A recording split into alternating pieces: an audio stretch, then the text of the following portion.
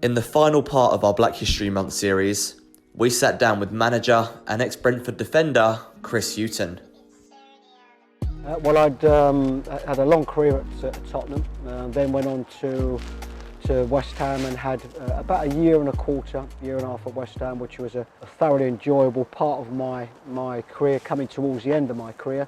And then I wasn't playing there. Then I had an opportunity to come here. The first impression was it was a really good, close group of players, and I could see why the team were doing so well. So I think Phil brought me in for my experience. He also had a problem at left back where he'd had an injury there, and so I think that the timing and the fit, I think, was good for both parties. But I certainly didn't see it as a downward step. I saw it as one where hopefully I could benefit what they wanted me to do, and certainly it benefited me at that stage of my career, and knowing that I wanted to go into coaching. I think what we was able to do and what the club was able to do was get a great atmosphere here. I think with the ground and how close the ground is, you know, really good momentum. But I walked into a team that's doing well, so which means that you're walking into a club that are on the up, a support that are behind the team. Normally when that's the case, the atmosphere increases, you know, 10, 20, 30% around the place, and I think everybody buys into that.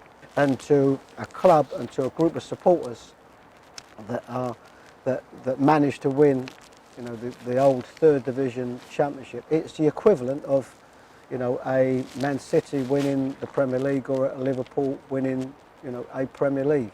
It's the equivalent. So what you always have to do, you always have to buy into that one, you know, feel where you are, feel the moments where you are, and at that moment, it's your biggest achievement. And I remember, you know, working under Phil, and the influence that Phil, you know, would have had on myself going forward.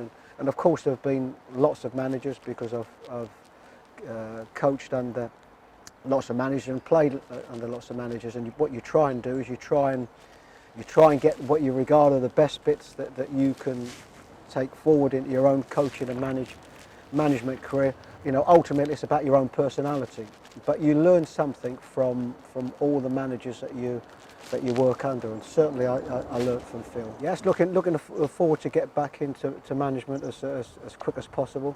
I think what you have to be able to do is you have to be able to use any break wisely. You know, what I have been able to do is manage at a very good level. You know, 3 teams in the Premier League, and fortunate enough to get 2 promotions. So I would like to get back in at the best level possible. But in the meantime, what I shall do is make the most of the break, try to educate myself as much as possible in this period of time, and look forward to getting back as quick as possible. The culture in them days would have been completely different to what it is now. You know, now what we are seeing is a very multicultural changing room environment. From what you see in the changing room to even the likes of musical tastes and fashion tastes, it was very different, and I would have been the only black player in the changing room. Very difficult in circumstances, playing games and playing away from home, and certainly some of the racial abuse that I would have been confronted with. So yeah, absolutely completely different to what it is now. And everybody's different, but you know, the large majority of black players at the time, you know, coped with it in silence, really, you know, because there was that environment around.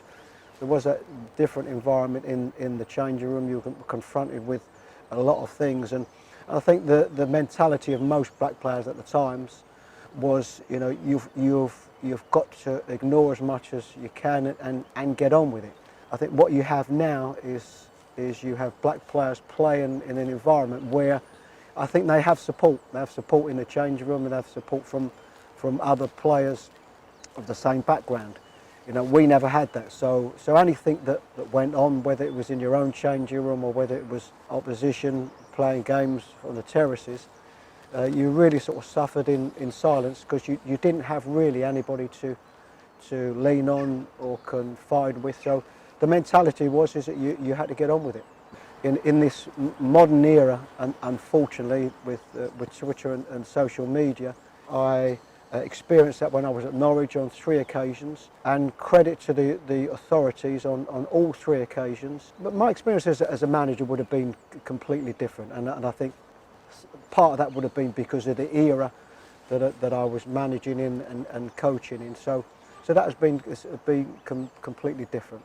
I think what's happened is that the game has worked really hard, and probably what I have to do is I have to applaud the clubs themselves. Certainly the Kick It Out campaign, Show Races and the Red Card, that I think it is more difficult for those that want to vent their racist views at stadiums. I think it is more difficult, and I think clubs are dealing with that better than before with what they have with CCTV cameras and stewarding, but it is still a problem, and of course social media has taken that into a different level now. There have been some really good quotes, and I think one from Gareth Southgate with of course recent events, that the most important thing for us is that we get our own house in order, and we are still experiencing racial problems within our game, and the most important thing is that we get our house in order.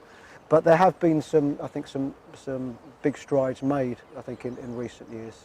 I do see an increase in the amount of black and ethnic coaches at grassroots level, at academy level, and even probably at under 21 level. But what that hasn't transmitted itself is into the visible sides of our game, which are, you know, senior management, other aspects of our game, you know, on boards, higher positions at clubs, higher positions within the authorities, and that has to be, you know, the next stages. I say ultimately there have to be, you know, what we regard as more role models from the community that can show this pathway.